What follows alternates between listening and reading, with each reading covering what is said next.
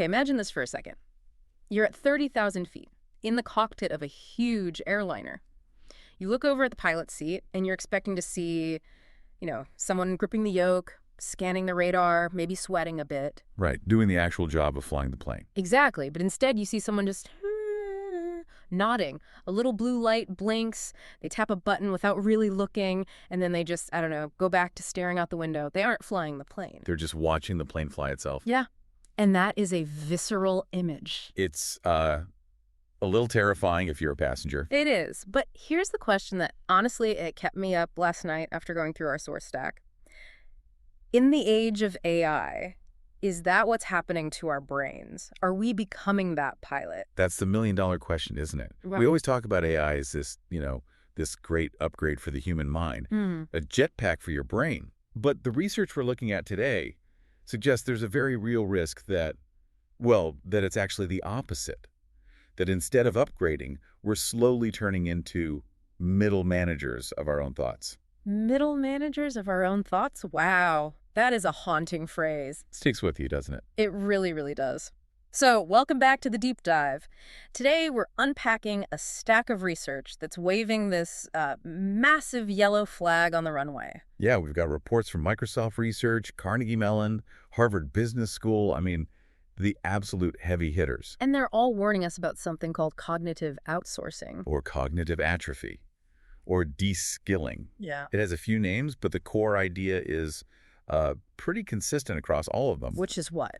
That while AI massively boosts our efficiency, makes us faster, more productive, it can simultaneously be hollowing out the very skills that make us competent in the first place. Right. And I want to set the stage here because I don't want people thinking we're going, Luddite on this. No, not at all. Our mission today is not to say don't use AI.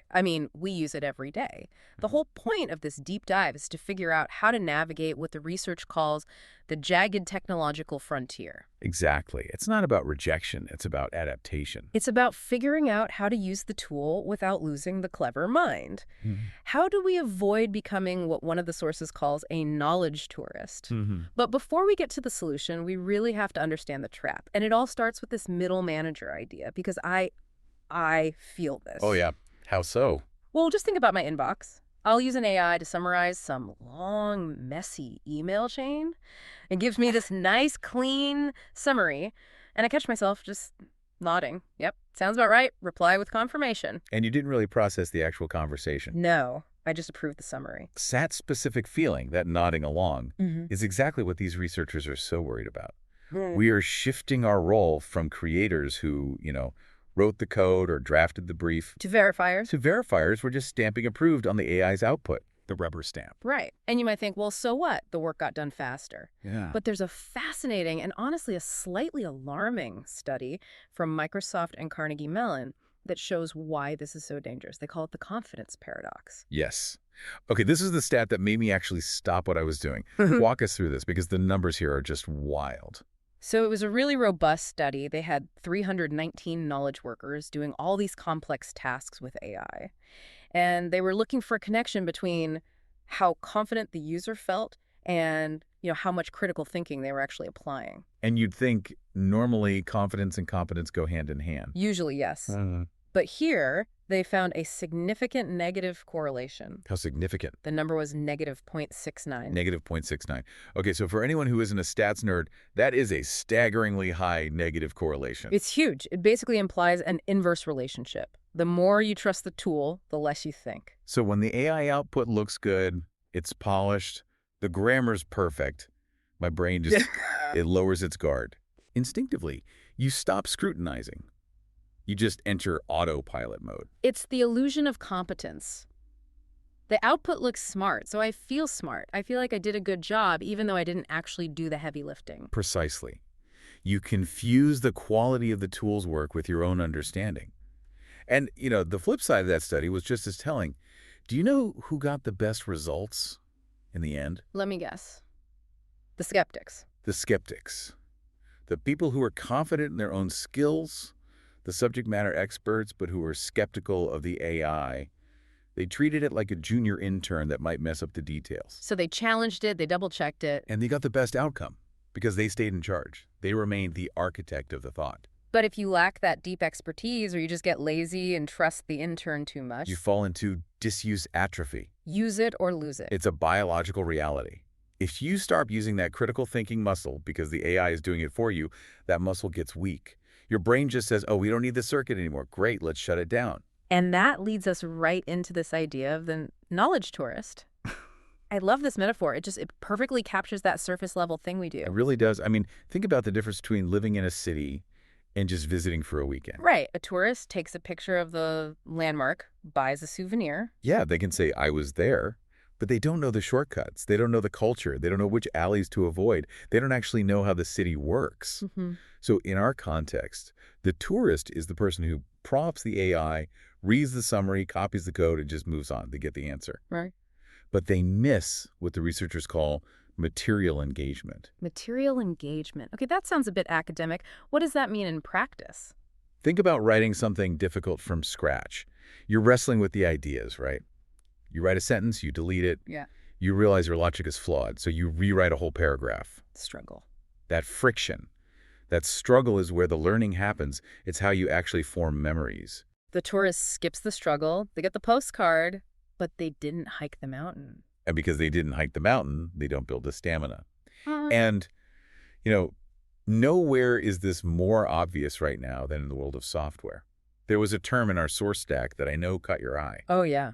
Vibe coding. Vibe coding. It sounds so cool. Like, I'm not just a coder, I'm a vibe architect. It sounds incredibly trendy, Yeah. but the implications are, well, they're actually quite worrying. Vibe coding is when programmers or people who want to be programmers use natural language to tell an AI the vibe of a program instead of actually writing the syntax. So instead of writing the functions and loops, they're just saying, make me a login page that feels like Instagram, but, darker and edgier. Exactly. And the AI spits out the code. The human becomes a conductor waving a baton, not the musician playing the notes. It sounds incredibly efficient. It is efficient until it breaks. And this is the danger of material disengagement. If you don't write the syntax, you lose touch with the logic. You don't know why the code works, only that it works. And then, bam, you hit the automation paradox. Right. The paradox says that the more advanced the automation, the more crucial the human becomes for handling the failures. But the less capable the human is of doing it. Because they haven't been practicing. So the vibe coder is flying high until there's a security hole or some weird logic bug. They look at the code, and it's just Greek to them. They can't fix it. They're stuck. They are completely dependent on a system they can no longer correct.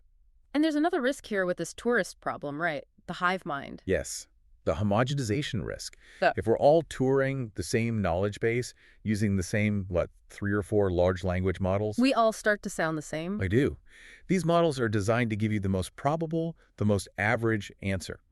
So if you outsource your creativity to them, you get average ideas, you lose the weird, messy, human insights that actually drive innovation. Okay, that is a sufficiently depressing trajectory. We're all just nodding pilots in a plane flying straight toward Averageville. Oh, yeah. But thankfully, the research doesn't just leave us there. It offers a way out. And it requires us to rethink the relationship. We have to talk about navigating that jagged technological frontier. I love that phrase, the jagged frontier. It means AI is a genius at some things, like data processing. And a complete toddler at others, like nuance or ethics. Exactly. The line isn't straight, it's jagged. And to survive there, the sources point to 2 very different modes of operation. The first one is the centaur. Half human, half horse? Right. The centaur strategy is all about a clear strategic division of labor. You don't mix the tasks, you split them. The AI is the horse. The beast of burden. It does the heavy lifting, the execution, the data crunching. But you are the head. You do the strategic planning, the ethical judgment. You define the what and the why. The AI just does the how. So, in practice, that might look like I decide the goal for a marketing plan, the audience, the emotional hook. That's my head work. Then I tell the horse, generate 50 taglines based on these 3 parameters. Yes, and then the head comes back in to select, refine, and judge. Yeah. You maintain macro control. You never hand over the steering wheel. Okay, so that's the centaur, clear boundaries. But the second strategy, the cyborg, that one seems a bit more intense. The cyborg is very different. It's not about dividing tasks. It's about deep fusion, a microscopic ping-pong interaction. So it's not you do this, I do that. It's we do this together. It's a constant back and forth. Think of it less like a tool and more like a debate partner. How so? Instead of asking the AI to write this email, a cyborg writes the first sentence, asks the AI for 3 variations, hates all of them, writes a better one, then asks the AI to critique the tone. Okay, that sounds like way more work than just outsourcing it. It is, but that's the entire point. It creates cognitive friction. There's that word again, friction. We keep coming back to friction as a good thing. Because it is. By sparring with the AI, you're using it as a Socratic gadfly, something that stings you into thinking harder. You're not outsourcing the thought. You're using the AI to make your own thinking more rigorous. So the centaur divides the work to save time, while the cyborg tangles with the work to improve quality. And both strategies keep you in the driver's seat. They prevent that nodding along trance. You're either the general commanding the troops or the boxer in the ring. But you are never just the spectator. Let's get really practical here. The report had some specific drills to, save our brains. If I want to stop being a tourist tomorrow, what do I do? One of the best ones is the devil's advocate prompt. We usually ask AI for answers. What's the capital of Peru? Instead, try asking it to fight you. Refute my point. Yes. Or, here is my strategic plan. Tell me 3 reasons why it will fail. It forces you to defend your own ideas. It wakes your brain up. That's great. It turns the AI from an oracle into a sparring partner. Okay, what about this manual mode idea? This is like a digital detox, but for your working memory. The idea is to intentionally schedule AI-free time. Maybe it's a manual week for a certain task, or even just manual mornings. Like driving without GPS, just to make sure you still remember the route. Exactly that. If you code, write a module entirely by hand. If you write reports, draft the first version with a pen and paper. You have to keep those neural pathways active. It's about preserving your cognitive sovereignty. Cognitive sovereignty. I like that. Owning your own mind. And the last habit. It's called metacognitive monitoring. Which is a mouthful for? For thinking about your thinking. It's just the habit of pausing before you hit send and asking yourself, wait, did I come up with this or did I just accept the AI's suggestion? Moving from being a consumer of information to an auditor of it. Or an architect. An architect uses tools, but the design is theirs. If you can't explain why the AI's answer is correct without the AI's explanation, you've lost the plot. We've talked a lot about the individual, but I want to zoom out for a second to the organizational level. Because there is a huge risk here for companies, especially with junior employees. Oh, absolutely. This is the pipeline problem, and it's keeping CTOs up at night. Traditionally, junior employees learned by doing the grunt work. Summarizing documents, writing basic code, all the stuff no one else wanted to do. Exactly. That was their apprenticeship. That's how they learned the texture of the work. But now, AI does that grunt work instantly. Yeah. And better. So the juniors get the answer, but they skip the struggle, they skip the learning. And the big question is, if no one does the grunt work, how do they ever build the intuition to become seniors? It's like trying to become a master chef without ever chopping an onion. You know what the dish looks like, but you have no feel for the ingredients. Companies are building up cognitive debt. That's a perfect way to put it. They're getting efficiency now, but they're losing the ability to innovate later. In 5 years, those juniors are mid-level managers who are just expert prompters. So what's the solution for them? Ban AI for juniors? No, you can't. The cat is out of the bag.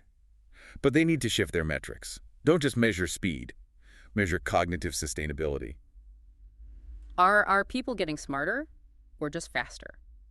It's almost like we have to artificially reintroduce friction. We've spent decades trying to remove it, and now we realize the friction was the gem. Friction is where the growth is. Without resistance, there's no strength.